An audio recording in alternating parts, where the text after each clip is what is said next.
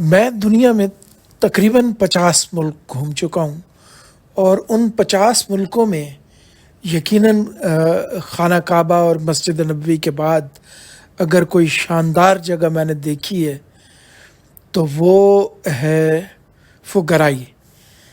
فوگرائی کیا ہے، کیسے بنی؟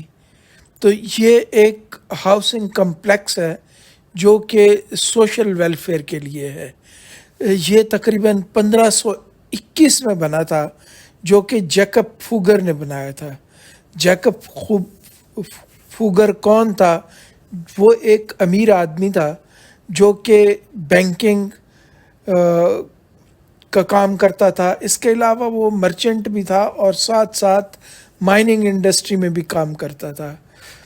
تو یہ اس کی جو فلانتھروپی کی ہسٹری ہے وہ ایک آرکیٹیکچر میں ریفلیکٹ کرتی ہے، اس کے سوشل اور اکنامک تھنکنگ کے بارے میں بتاتی ہے کہ لوگ 16ویں صدی میں کیسا سوچتے تھے، 1521 میں کیسا سوچتے تھے، اور یہ جو عمارتیں ہیں یہ آج تک ویسے ہی آپریشنل ہیں۔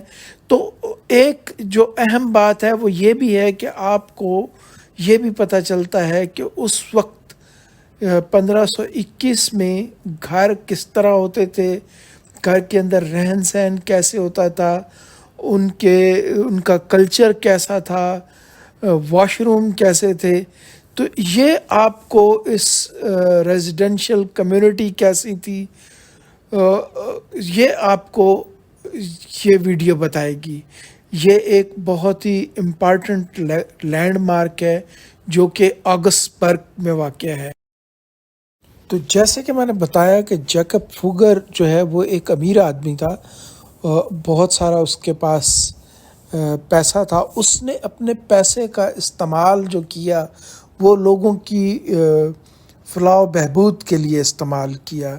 اس نے شادی نہیں کی اور یہ سوچا کہ جو غریب لوگ ہیں ان کا کسی طرح بھلا ہو جائے، اور اس نے یہ ایک ہاؤسنگ کا منصوبہ بنایا، اس کے لیے پلان بنایا کہ کس طرح یہ آئندہ چلے گا، اور اس کا جو ہے وہ کرایہ رکھا۔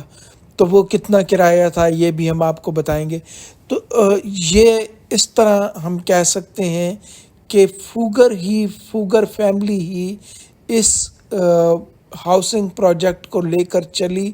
یہ جنگوں کے دوران تباہ بھی ہوا، اس کو دوبارہ ریکنسٹرکٹ کیا گیا، اور آج تک فوگر فیملی جو ہے اس کی 3 لائنز ہیں، یعنی ان کا جو شجرہ نسب ہے ان میں سے 3 لائنز نکلتی ہیں۔ وہ آج تک اس کے ورثاء ہیں اور اسی طرح ہی اس کے مسائل حل کرتے رہتے ہیں اس ہاؤسنگ پروجیکٹ کے، اور اس کو انہوں نے اسی کرائے پر، جو کرایہ انہوں نے 1521 میں رکھا ہوا تھا۔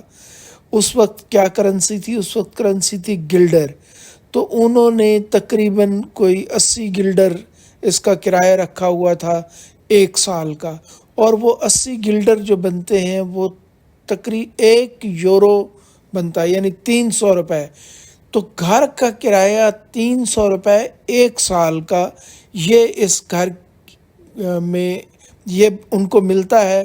اور اس میں ایک چیز اہم ہے کہ جو کرائے کے ساتھ ساتھ ہے، دوسری چیز کہ وہ ہے 3 پریئرز ڈیلی، کہ آپ نے فوگر فیملی کے لیے 300 کرایہ یعنی 300 روپے کرایہ دینا ہے، یا 1 یورو سے کم کرایہ دینا ہے، اور ساتھ ہی ان کو 3 دعائیں دینی ہیں، اور یہ 3 دعائیں ان کی ویلفیئر کے متعلق ہیں۔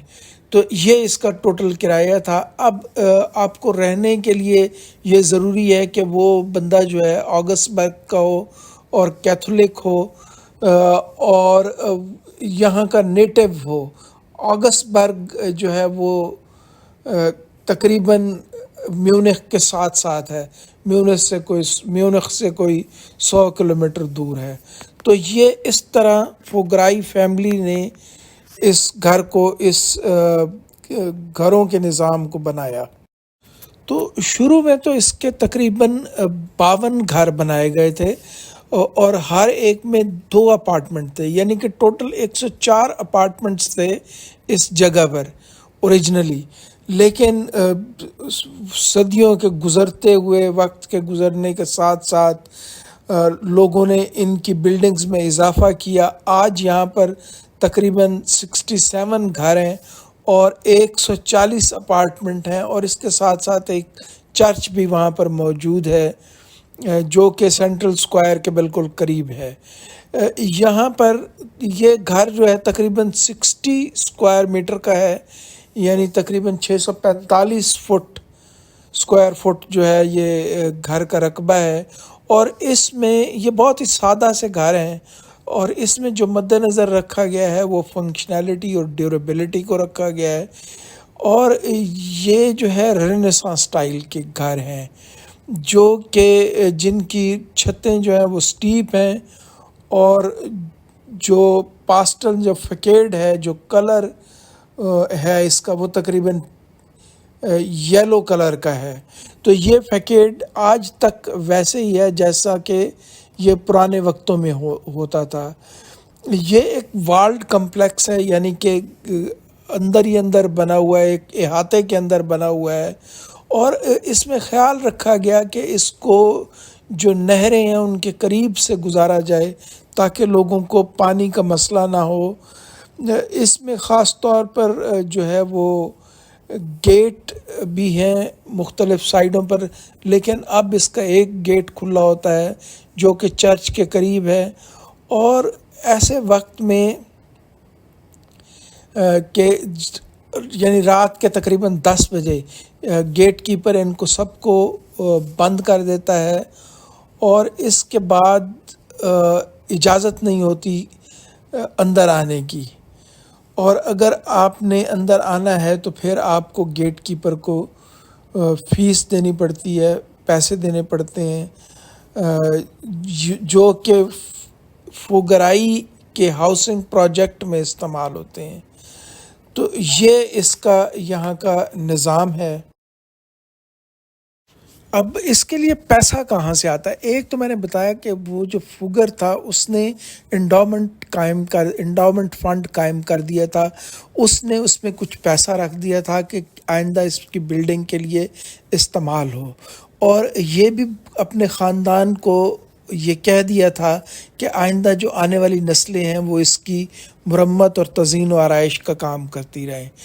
اور جو اس کے علاوہ جیسے کہ میں نے بتایا اس پہلے کہ رات کو جو پیسے ہوتے ہیں اس وہ اکٹھے کر کے وہ اس فنڈ میں جاتے ہیں.